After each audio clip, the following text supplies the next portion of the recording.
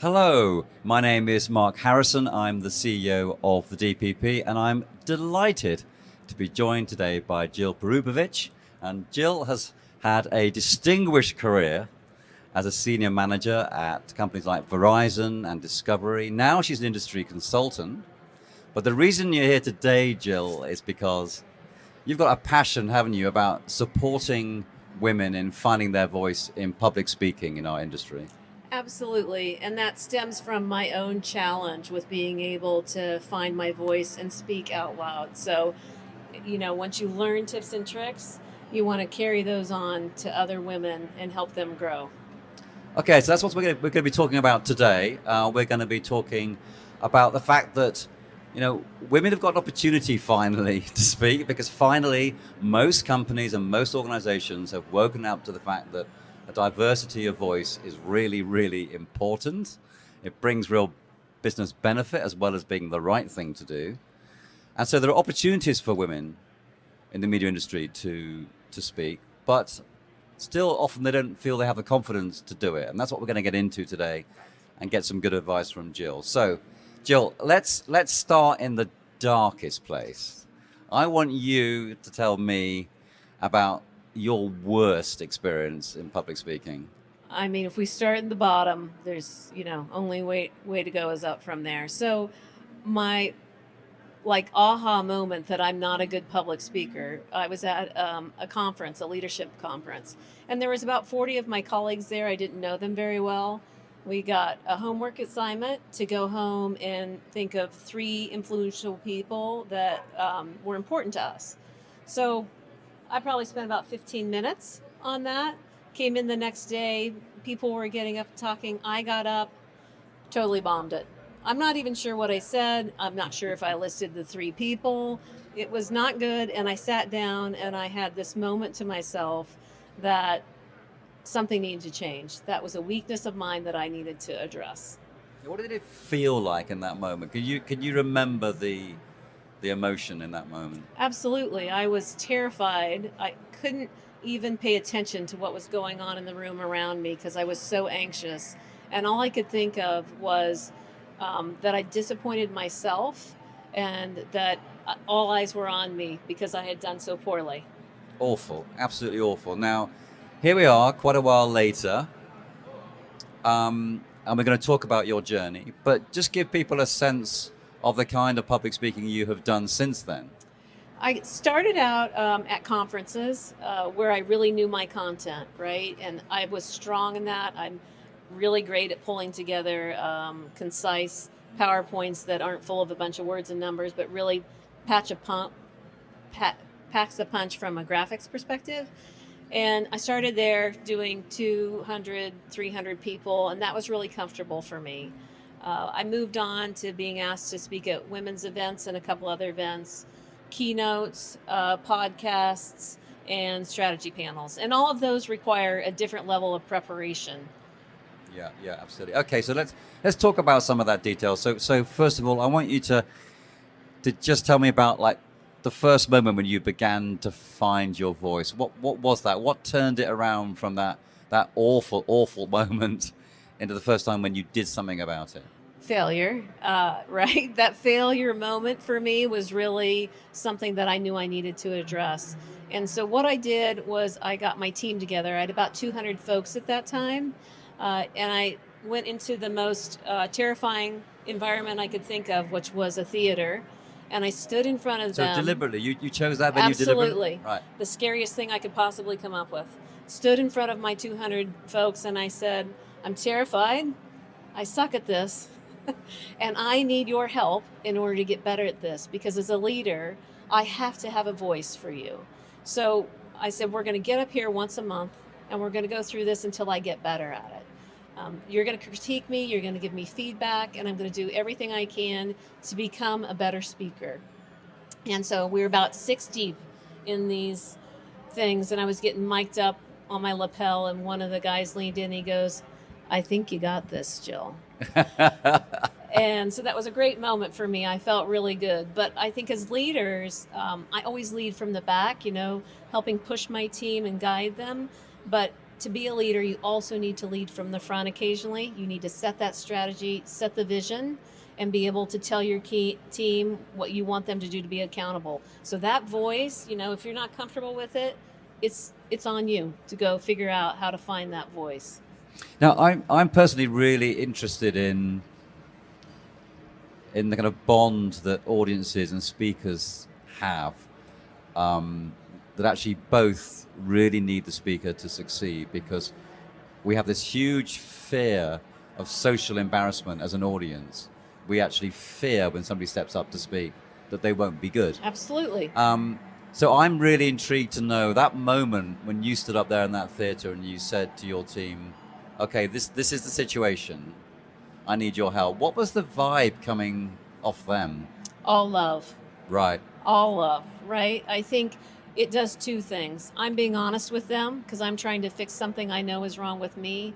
And they're receiving that it's okay. My boss is standing here saying it's okay to fail, and we're going to help each other get through this. So I think it was powerful for both of us. Incredibly powerful. Yeah.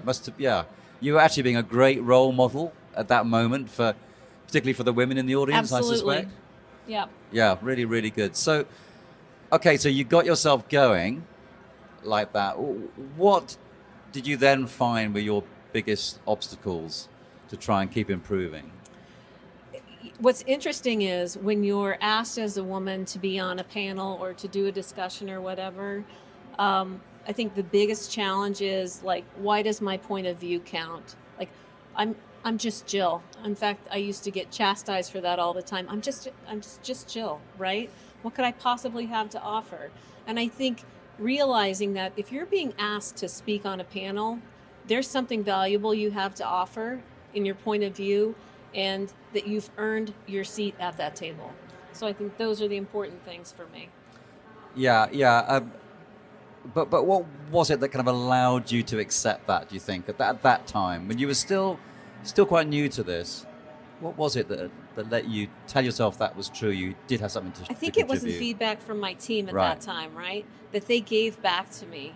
And as we moved along, the comments I got back were like, this was amazing.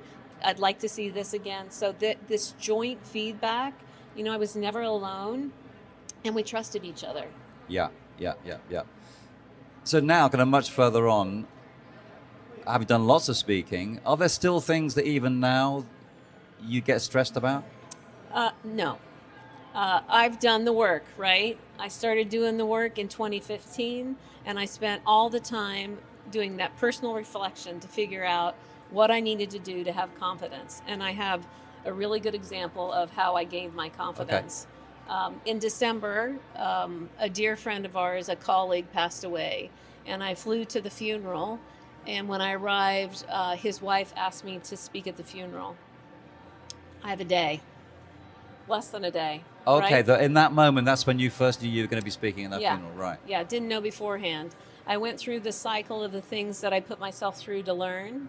I was able to get up at that funeral and deliver a message to his family and friends to talk about how amazing he was and how much he touched the lives of everybody around him. And when I walked off that stage, his wife got up and gave me a huge hug, and we're still in touch today. I never, ever could have done that had I not done all the work to prepare myself to get comfortable in front of an audience.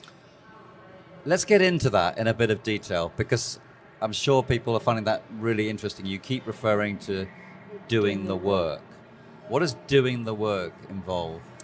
For me, and this is the homegrown solution, right? What I do is when I hear a topic, I have all sorts of ideas of things that are important that I want to talk about. So I write down everything that's on my mind. I start to narrow it down with bullet points. Then I narrow it down further to more or less keywords. And then I videotape myself. Do you? I do. I'll read the question. I'll videotape myself answering it. I'll rewatch it. And from that, I pull out different things that are like, that's the thing that I want to say, right? I'm up here to try to deliver a message, and I need to figure out what important pieces I need to pull out to get that message across, and not just to talk. So I want to even explore that still further, because I think a lot of people find it difficult even to kind of get the structure that they need to get the long form that they're then going to break down into the short form. How do you get yourself to corral a topic into a shape that can become a speech or a presentation? That's definitely something I still work on. Right. When I write articles and send them to my editor, she's like, Jill, you've got 20 ideas in here. Stick to the plot, right? So the first thing I have to do is, what is my plot? What is my plot? And when I'm given Right. a really broad topic, those are kind of the harder ones. Yeah. Because that's really relying on your own personal thoughts about this subject. And you have to kind of dig in and figure out what it is that's important for you to say. And once you've done that, what's important to say? What is it that I have to say about this topic? It's a lot easier to start drilling down. So do you try and think about, what it is that people really need to learn or take away, rather than how do I cover this topic definitively? Absolutely. I want to talk, and I want people to walk away and say, I really learned something. Yeah.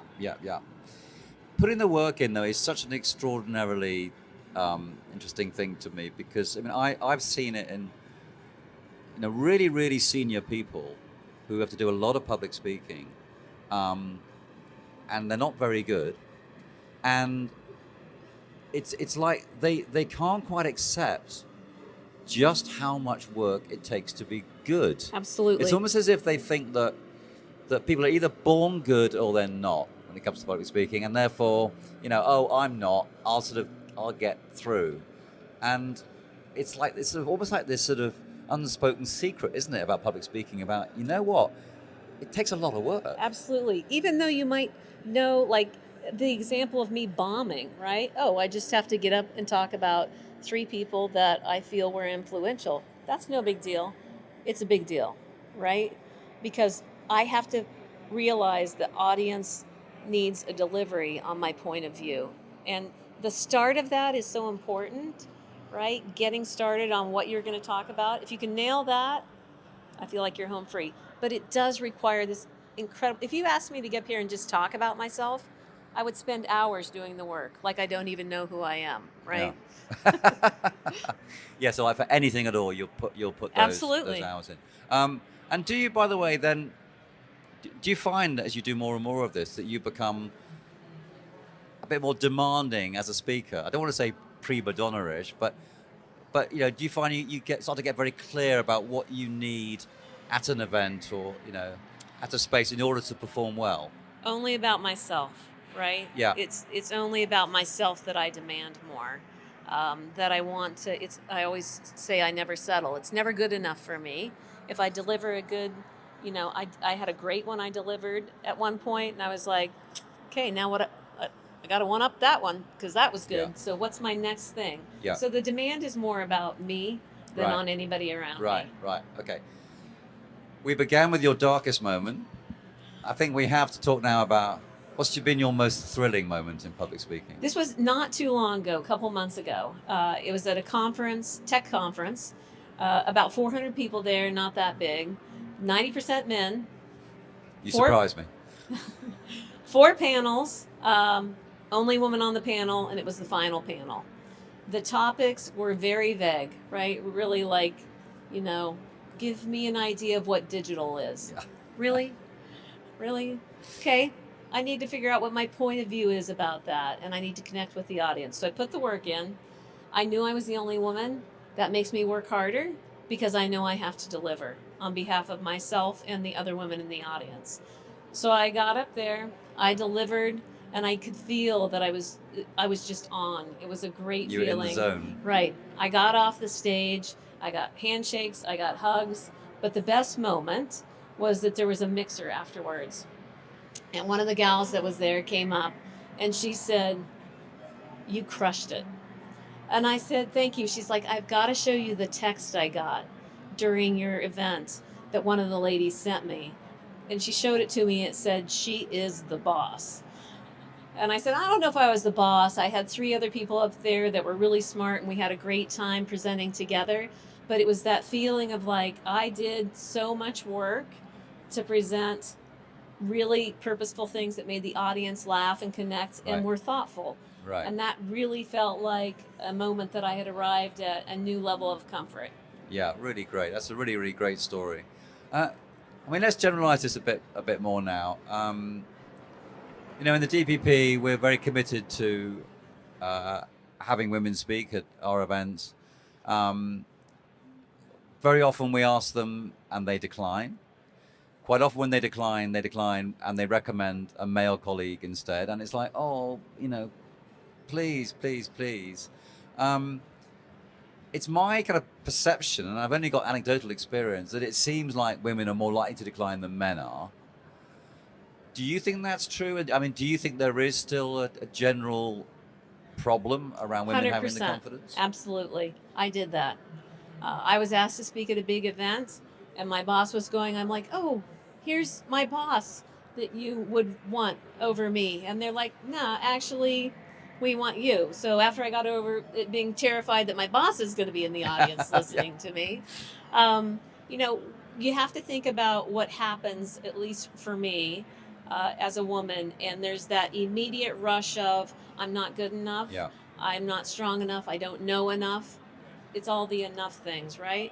It's so much easier to run away from those opportunities than to say, I'm going to find the one reason why I should do this.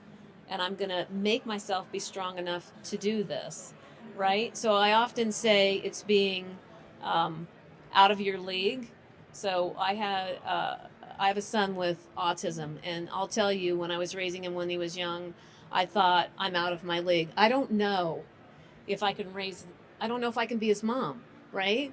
And then certain things happened and everything started to fall in line. And all of a sudden I'm like, hell yeah, I can be his mom. I can do this. I can do this. And it was that moment that I thought, this being uncomfortable, it's a good feeling, right? It means that you're moving to a new league. You're not out of your league. You're moving to a new league. And that feeling of uncomfortableness, you have to embrace and run to and not run from. Have you talked to many women about that? Always. Every chance I get. And what do you commonly hear back? I mean, particularly around moving to a new league of public speaking. What do you tend to get back from them? I think there's still this underlying current of not feeling like they're enough, and they need that push and guidance. And there's nobody pushier than me, right? So if I see somebody that needs that push, I always encourage them to come back to me and we can talk it through. And I encourage them to do the same thing. Look, go to a conference, do the work, fail at it. It's the best thing you could ever do because you're going to learn from that. Yeah, yeah. And by the way, do notice that all those men who were speaking, most of them are not very good. I was the best one at that panel discussion, I will say.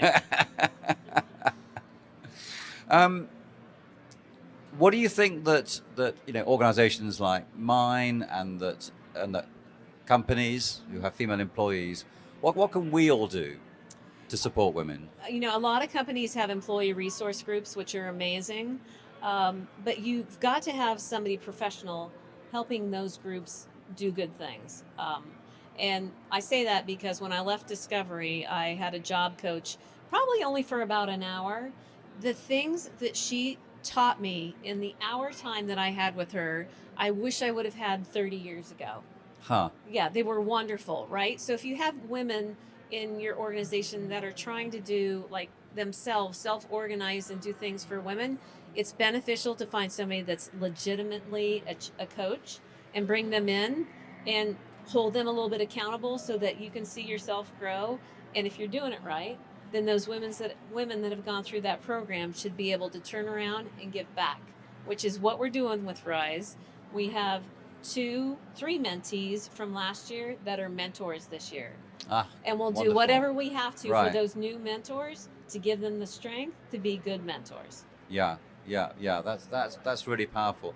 And in terms of even the organization of an event, the setting up of something, do you think there are ways in which event organizers can, in extending their invitation to women to take part, make them feel more comfortable? I definitely feel like having somebody that is uncomfortable and talking to somebody ahead of time. Like I often talk to women about presenting and what to do, etc. So I think helping them prep, or Right. giving them tips and tricks, like having you actually coach them beforehand would be great. And I think that's something we need to focus on, is working with women to make sure that they have opportunities to have coaching and to embrace that feeling of like, I'm going to totally blow this. No, you're not. Yeah, yeah, yeah. And I can see actually it's important for organizers to realize that an event will feel less scary if it feels well organized. Like Yeah. communicate well and clearly about exactly what it's about. We'll do like a prep call. This is what's going to happen. I also think, the person that's moderating, a little levity goes a long way, Oh. right? So if you start off the panel with a little bit of levity, that brings down your, anxiety. And if the moderator doesn't, then you should do it yourself. Okay, so that's what companies can do. What would you say to women for themselves that they need to do? You've heard me say do the work. Yeah. And that means, as women, you need to take a look in the mirror, right? Stop walking by the mirror and glancing. Take a good look. What are the things that you know about you that maybe other people don't know, that are weaknesses that you need to address and make you anxious? And dig in and figure out how to make them so that they don't make you anxious anymore. Do the work, understand those things about you, and address them. So Yoshi, you talk quite a lot, didn't you, about kind of the power of failure. Just accept that you're not great at Absolutely. everything, and then embrace it and work out what you have to do about it. Yep. It's a really powerful message, that, and I think sort of generally in life we're not very good at accepting that, are we? That It's amazing from a team perspective. I know with my team, before I left Discovery, I had about 300 people in 32 countries. And the way we worked with everything is that it was a pilot, right? Because we all know what a pilot is, and you expect that to not be perfect. So if you pilot anything, you're giving everybody the opportunity to fail and be okay with it, right? Life is a pilot. There's no book. We're all different. So you should, I welcome failure, and it's easy for me to move past it at this point, right? Yeah, Because yeah. for me, it's all about learning. And I'll never see any of you again, so it doesn't matter if I completely blow this. And in that sense, it doesn't matter whether an audience is 7 people or 7,000, does it? Yeah. Because the process is still the same. Same. Yeah. And that's a good point, right? When we talk about public speaking, I don't know about you guys, but I've gone into a meeting before with a bunch of people, and we sit down and they're like, okay, we're going to go around the room and say who we are. And I'm like, oh my God, I got to write my name down. Like, what do I do? What do I do? Who am I? Am I going to blow this last name that's not easy to say? Right? Always think about, when you're going into a situation, that intro piece is critical, nailing that intro piece. Okay, that's a really great piece of advice. I must say, this is something that I often say to people as well. Like, that first minute, that is absolutely your Key. minute. That's your minute where you're going to make all those people relax. You're going to relax. Everybody's comfortable, and it's going to be great. Absolutely. And do you have any kind of, again, any sort of personal techniques you do about making sure that first minute's really good? I have to make fun of myself generally, right? Like, I have to poke a little bit of fun. There has to be humor in that first piece in order for me to calm myself down. The audience generally accepts it as well. And the example I have is, when I was asked on that panel, what do you think digital is? Which I think is a ridiculous question. Yeah. I said, Domino's Pizza Tracker, which everybody cracked up about. I'm like, it's beautiful, right? You gave the customer something they didn't know they wanted. You're able to take that data and figure out what you're selling, why you're selling it. I get to see Joe baking my pizza, and I can cheer him on, right? I know if my pizza isn't good, Joe's going to hear about it. Like, that for me is digital. And people were dying laughing. But at the end of it, I said, if they could only make the provisioning pizza tracker, right? Well, when you're onboarding somebody, I can see, and it was light bulb moments. They're like, that's a brilliant idea. I'm like, I know. Go build it. Build the thing.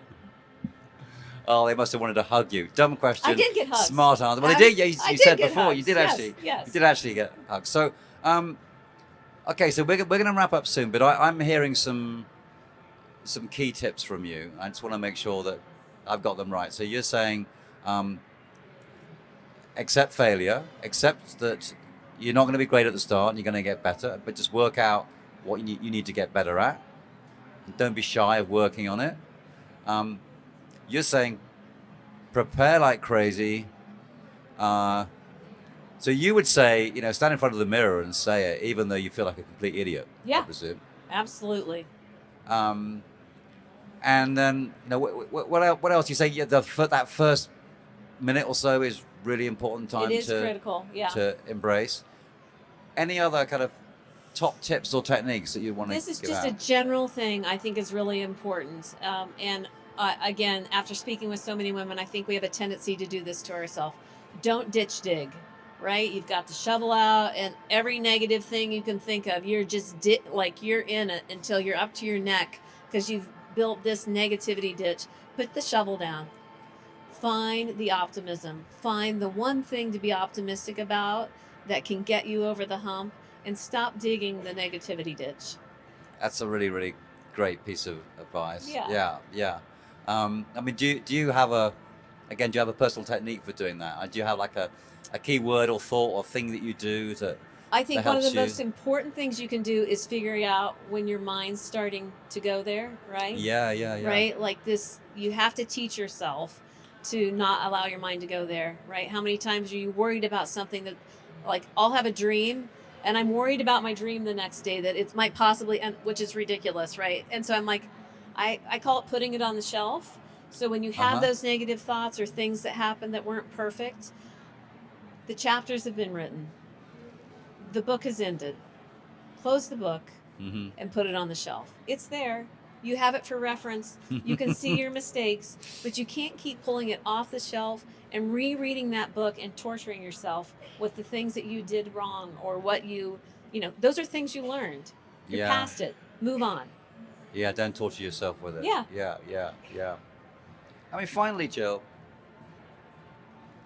do you think it's just a matter of fact at the moment that actually women, particularly perhaps women in more senior positions, do you have a kind of duty right now to really try and succeed in this space for the sake of other women? And I just realized this actually after talking to the job coach. So this would have been about January timeframe last year. And so she said something to me that really made me think. She said, women are harder on women. And I was like, yeah, probably so, right?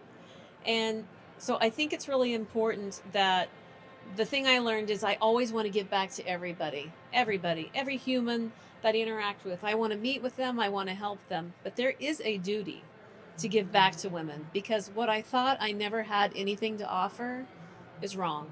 All of us have gone through our experiences, and those tips and things that we've taught ourselves, we owe it to all the women behind us, beside us, in front of us, to share those things, be honest, talk about your failures and your worst moments so that they can work to do the work to be stronger themselves. It's a duty. It's absolutely a duty. And it is a kind of added burden in a way, isn't it? That if you're sitting on a panel with a bunch of guys, talking to an audience that's mostly male, that you know that you have to do a good job as a professional. Just as any professional, you have to be good. But you've also got this extra thing, which is that you are there for every one of those only maybe 10% women in the audience, that they're watching you in a different kind of way. They are, and I also feel really empowered when I'm at a conference like that and I know I'm the only woman. I know I have to crush it. Yeah. Right? I just know I have to crush it. Yeah. And I think this conversation around giving back to women specifically that I didn't really understand, now I'm telling the leaders I know, listen, it's an obligation for you to turn around, and the answer is the same. I don't think I have anything to offer. You have something to offer. And one of them just texted me the other day. She's like, your advice has opened my eyes to all the things that I can offer, because she's an immigrant, right? And she speaks three languages. So now she's speaking to other immigrants from the Ukraine to give them that power. And I'm like, I didn't do that. She did that. Yeah. That's wonderful. Okay, we're going to end, but finally, and I haven't warmed you up for this one. Okay. So I'm sitting here as your proverbial older white guy, talking to you about helping women to find their voice. What's your message to all us older white guys that are dominating this industry around this particular subject? Well, first, I want to say that your demeanor and approach is so relaxed that it feels great, right? I don't look over here and see you as an older white gentleman interviewing me, because we have a connection and you've worked to help me establish that connection, right? So I think anybody could be sitting in that seat. It's the moderator's responsibility to build that connection. And I think that there's also responsibility for men to understand, if you take the time to do that, build that connection, it can be great. That panel discussion that I was on, they're like, maybe it should just be a fireside chat with you and I'm like, okay, I can handle that, right? Just me and the dude on the other side. I can handle that. I think a lot of it's our responsibility as women to have that strength, to get that power and own it when you're sitting in that forum where it's not quite as comfortable. But you would say that to men, just generally think about how Yeah. you can make this more comfortable. Think about how you make it easier. But also then use your power to vacate your space. Like And volunteer also, to step aside. yeah, I'm not shy either. If it doesn't go well and I feel like somebody could have done a better job at making somebody comfortable, I'm going to say it, right? I'm going to follow up afterwards and say, hey, in the future, what you might want to do That's is great. because this, and this didn't feel great. So, Good for you.